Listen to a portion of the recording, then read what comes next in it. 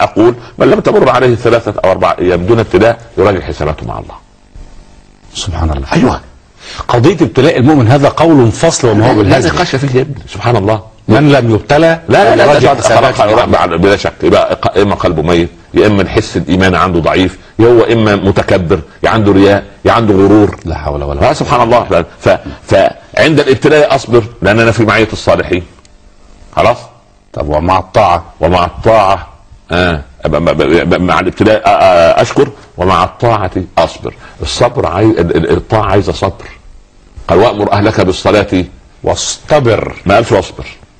ليه؟ اصطبر عليك. عايز ان يصير الصبر لك عاده. او قال واصبر نفسك مع الذين يدعون ربهم. ده في البدايه. لازم اصبر مع اهل الطاعه، لابد ان تصبر. سبحان الله. قال لا ده مش اصبر وبس، قال ولا تعد عيناك عنهم، اوعى تزعل. لا خليك كده. يا سلام، شوف